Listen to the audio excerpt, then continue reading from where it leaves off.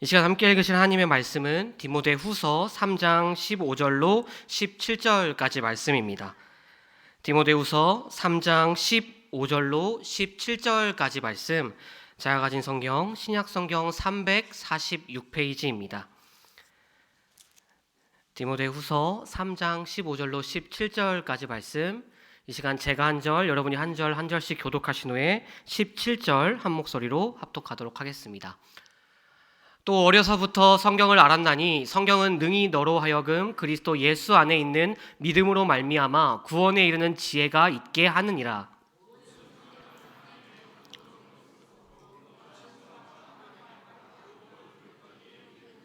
함께 읽겠습니다. 이는 하나님의 사람으로 온전하게 하며 모든 선한 일을 행할 능력을 갖추게 하려 함이라. 아멘.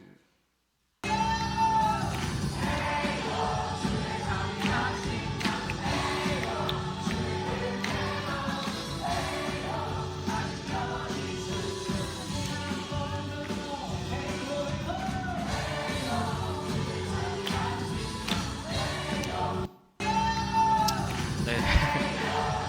방금 보여드린 이 영상은요, 이번 달 초에 있었던 이 중고등부 겨울 캠프에서 촬영했던 영상입니다. 참고로 말씀드리면 시간은 새벽 2시입니다. 새벽 2시부터요 거의 새벽 3시까지 우리 청소년들이 함께 찬양하며 주님을 높여드렸습니다. 이 캠프는요, 저희 중고등부가 다녀왔던 이 캠프는요, 연합 캠프로서 전국에 약 900명의 청소년이 참여했습니다. 그러니까 아까 보여줬던 그 영상에 잘 보이진 않지만 뒤쪽에 그리고 위쪽에 약 900명 정도 되는 청소년들이 함께 찬양한 것이죠. 제가 이 캠프에 갔을 때요, 어떤 교수님께서 저희 교사들과 교육자들한테 이런 말씀을 하셨습니다. 한국 교회는 이미 바닥을 찍었다. 그러니 이제 한국 교회는 반등할 일만 남아 있다.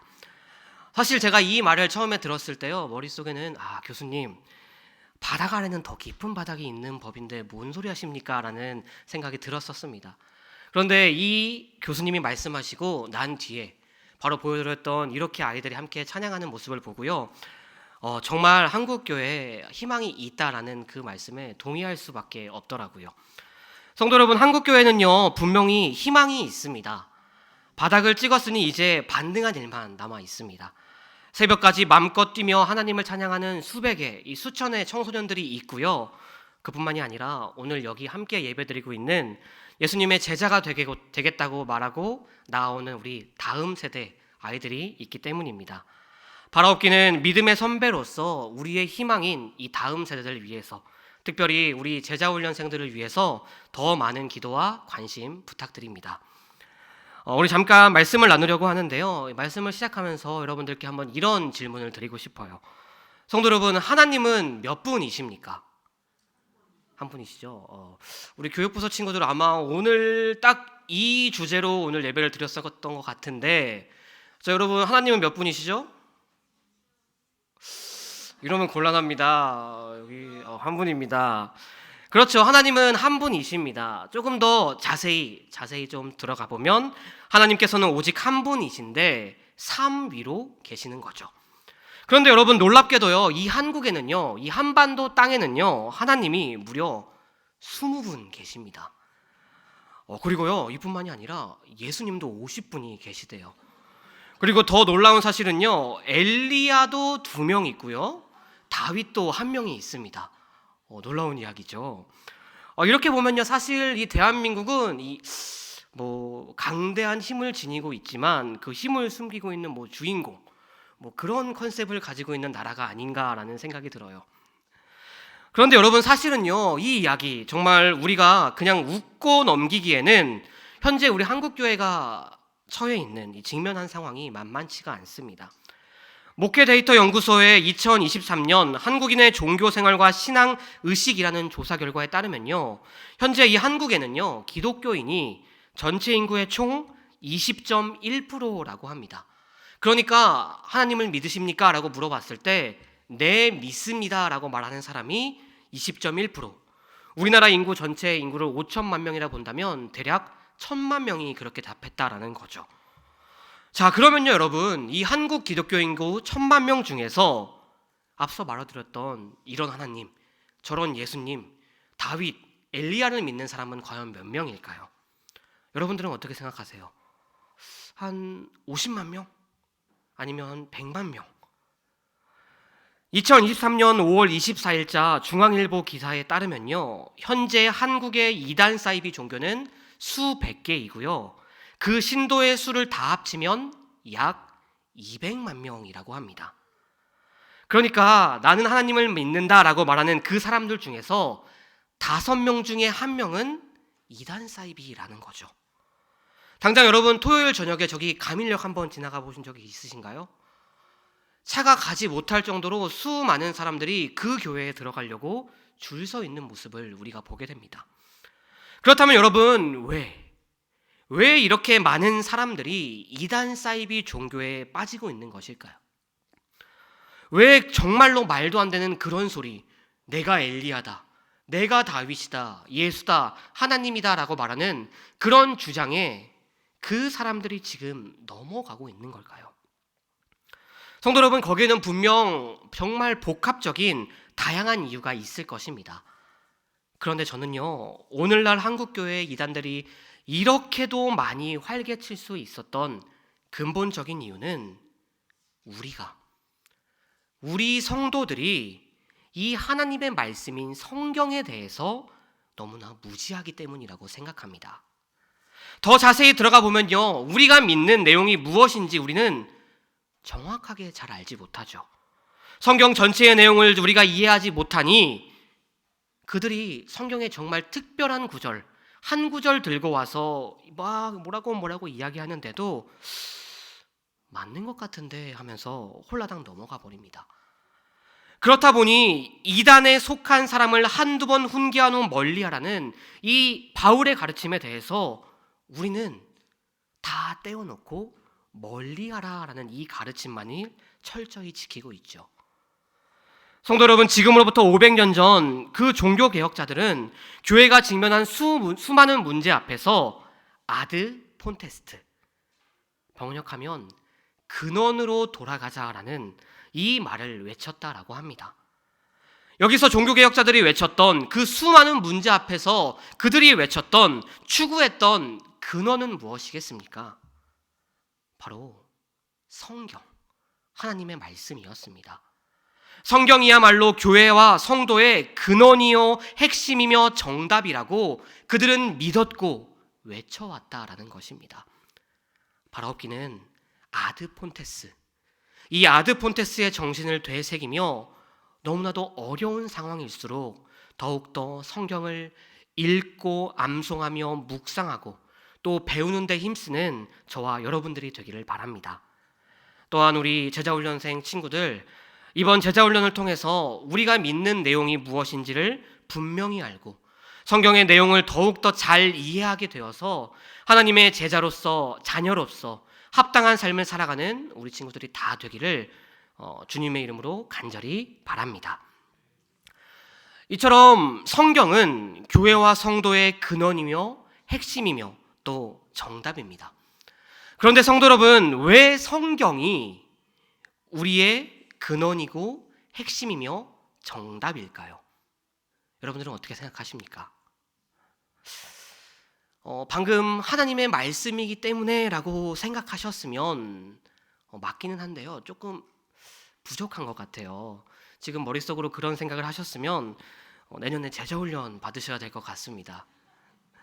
여러분, 성경이 우리의 근원이요 핵심이며 정답인 이유는 근본적으로 이 성경이 아니고는 우리가 하나님이 어떤 분이신지, 하나님에 대해서 우리가 정확히 알 방법이 존재하지 않기 때문입니다. 다시 말하면 우리는 이 성경이 아니면요, 하나님에 대하여 어떠한 바른 믿음을 가질 수가 없다라는 것입니다.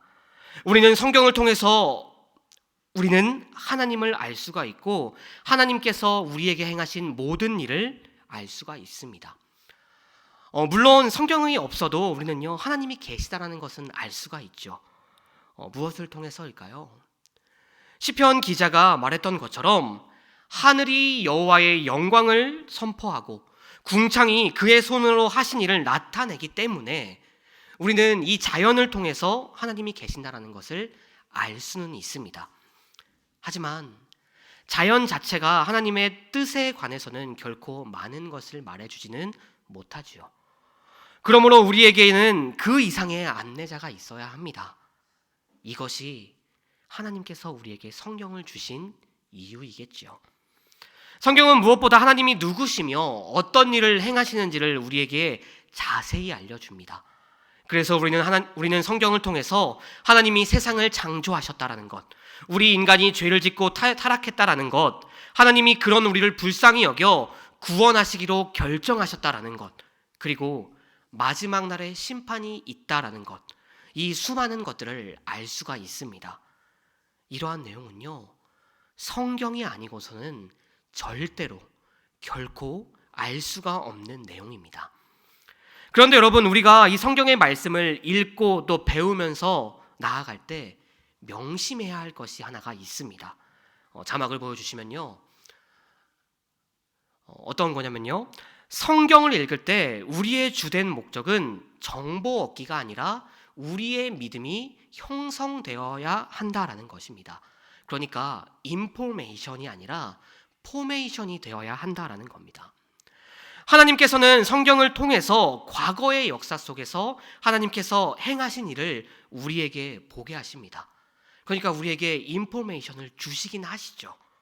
그런데 우리는 그것을 근거로 현재의 역사에서 하나님의 임재를 분별하고 또 신실하고 순종한 거룩한 하나님의 거룩한 백성이 되는 길까지 나아가야 한다라는 것입니다.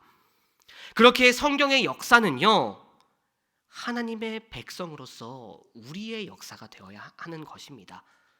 인포메이션으로 끝나는 것이 아니라 우리의 역사로 포메이션까지 이어져야 한다라는 거죠. 시간상으로 아무리 우리의 시대와 거리가 멀든 성경의 이 역사, 하나님의 역사는 우리의 이야기에서 결코 멀리 떨어져 있지 않습니다. 오히려 성경은 우리를 우리 되게 하고 우리를 정의하는 우리의 이야기입니다. 그러므로 성경은요, 우리를 위한, 저 천국으로 나아가는 여행객들인 우리를 위한 안내서라고도 우리는 할 수 있을 것입니다. 그렇게 우리가 이 성경을 가까이 해야 하는 것이고, 더 나아가 제자 훈련을 비롯한 여러 가지 배움의 순간을 통해서 하나님의 말씀을 배워야만 하는 것입니다.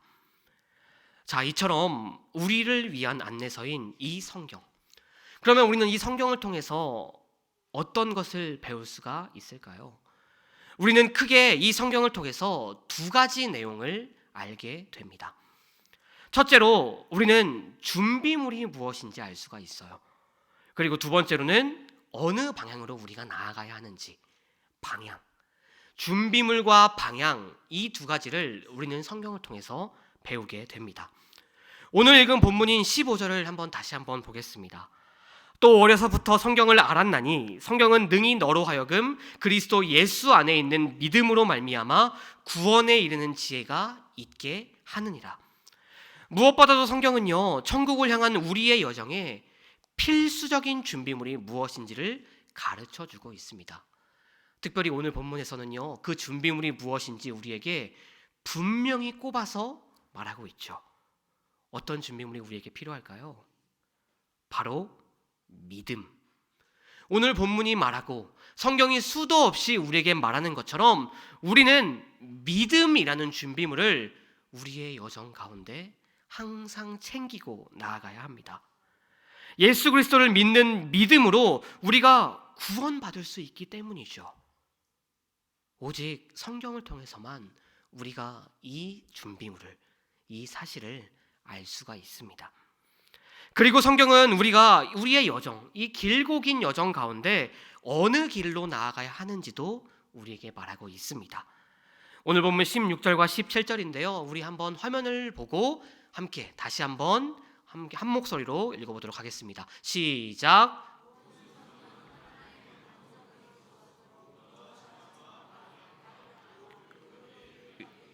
이는 하나님의 사람으로 온전하게 하며 모든 선한 일을 행할 능력을 갖추게 하려 함이라. 아멘. 우리는요, 하나님의 말씀을 읽고 암송하며 배움을 통해서 우리의 방향, 우리가 어느 길로 나아가야 할지를 또 알게 됩니다. 우리는 성경을 통해서요, 우리 앞에 놓여있는 이 수많은 길들, 세상의 길, 또 누구의 길, 또 어떤 사람의 길, 또 뭐 지혜의 길, 우리 앞에 놓여있는 수많은 길 가운데 어느 길이 하나님의 길인지, 제자의 길인지, 옳은 길인지 배우게 됩니다. 그러므로 성경은요, 우리가 구원을 받아 하나님의 사람이 되는 것부터 시작하여 하나님의 사람으로서 어떻게 살아가야 하는가에 이르기까지 우리에게 필요한 모든 지식을 알려준다라고도 할 수가 있습니다. 그렇기에 성경은요, 단지 성도에게 유익한 정도가 아니라 반드시 필요한 것, 반드시 우리가 읽어야 하는 것이고, 반드시 우리가 배워야 하는 것이고, 반드시 우리가 암송해야만 하는 우리 기독교인들에게 필수적인 것이라고 할 수가 있을 것입니다. 정확히 말하면요, 성경을 읽고 배우지 않는 성도는 절대로 천국으로 향하는 그 여정을 마무리할 수가 없는 것입니다. 성경을 읽지 않는데 우리의 여정이 필요한 것이 무엇인지 어떻게 알 수가 있을까요? 성경을 배우지가 않는데 우리가 가야 할 길이, 방향이 어느 곳이 옳은 것인지 어떻게 알 수가 있겠습니까? 이러한 내용은요, 오직 성경을 통해서만 우리가 알 수가 있는 것입니다. 그래서 감리교의 창시자라고 불리는 요한 웨슬리는요, 자신을 한 책의 사람이라고 불렀다라고 합니다. 모든 것을, 내 삶의 모든 것을 그 책, 한 책에만 의지했다라는 것이죠. 그 책이 무엇이겠습니까? 바로 성경입니다. 즉 요한 웨슬리는요, 성경을 전통, 이성, 경험, 이 세상의 모든 것보다 우선하는 표준으로 삼아서 성경이 이끄는 삶을 살아왔었다라는 이야기인 것이죠. 사랑하는 성도 여러분, 이것은 단지 요한 웨슬리뿐만이 아니라 오늘날 살아가는, 이 자리에 앉아 계신 우리 모두에게도 해당되는 것입니다.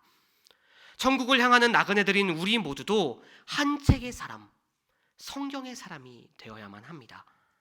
그럴 때 우리들은 우리가 믿는 내용이 무엇인지 분명히 알고 성경 자체 내용을 더욱더 잘 이해하게 될 것이고, 그리고 그것으로 시작하여서 더욱더 하나님을 사랑하는 성도답게 성장할 수 있게 될 것입니다. 오늘 말씀을 맺겠습니다. 성도 여러분, 그리고 우리 교육부서 제자반 친구들, 우리가 하나님을 어떻게 더 사랑할 수가 있을까요? 더 많이 알아야 합니다. 더 많이 알아야 우리가 하나님을 사랑할 수가 있는 것입니다. 그러면 우리 친구들, 우리가 어떻게 해야 하나님을 기쁘게 하는 삶을 살 수가 있을까요? 하나님의 뜻이 무엇인지를 더 알고 더 배워야만 하는 것입니다. 그래서 여러분들이 지금 이렇게 제자훈련을 받고자 나아온 거겠죠. 그리고 이 모든 것을 안내해 주는 것이 바로 성경입니다. 이 사실을 기억하고 항상 성경을 붙잡고 살아가는, 한 책의 사람으로 살아가는 우리 제자훈련 반 친구들, 그리고 성도 여러분들이 다 되기를 바랍니다. 그리고 우리 교육부서 친구들, 한 가지만 더 부탁드리고 싶은 게 있다면, 이번 제자훈련 시간을 통해서 더욱더 하나님의 말씀을 배우고 하나님을 알아가는 이런 시간이 되기를 바랍니다. 그러기 위해서요, 여러분들을 담당하는 전도사님, 강도사님, 목사님을 많이 괴롭히세요. 여러분, 그분들이 그거 하려고 지금 여러분들을 다 불러 모은 겁니다. 그러니 여러분, 궁금한 게 있다면, 하나님에 대해서 알고 싶은 게 더 있다면, 왜 이건 해도 되고 이건 하면 안 되는지 더 알고 싶은다면 전도사님께, 강도사님께, 또 목사님께 언제라도 새벽에도 전화해도 돼요. 물어보고 싶으면 얼마든지 물어보기를 바라요. 그래서 여러분들이 더욱더 하나님을 알아가고 배워가고 사랑하는 정말 주님의 자녀들 다 되기를 바랍니다. 사랑하는 성도 여러분, 우리는 지금 천국으로 향해 나아가는 나그네들입니다. 우리가 가는 그 여정이 항상 험하고 힘들어도 언제나 우리가 주님의 말씀 앞에 서 있는다면, 주의 말씀이 우리의 앞에서 뒤에서 옆에서 우리와 함께 한다면, 그로 인해 그 말씀이 우리를 다스리고 우리를 인도한다면 우리는 결코 실패하지 않을 것입니다. 우리는 결코 넘어지지 않을 것입니다. 바라옵기는 주님의 그 말씀을 더욱더 사모하며 읽고 암송하고 묵상하고 또 배우는 데 힘쓰는 저와 여러분이, 우리 정은교회가 다 되기를 소망합니다. 그래서 성경을 통해 영적으로 계속해서 성숙하고 성장해 나아가는, 그 말씀이 항상 울려 퍼진다라고 이 땅에 소문나는 우리 정은교회가 되기를 주님의 이름으로 축원드립니다. 기도하시겠습니다.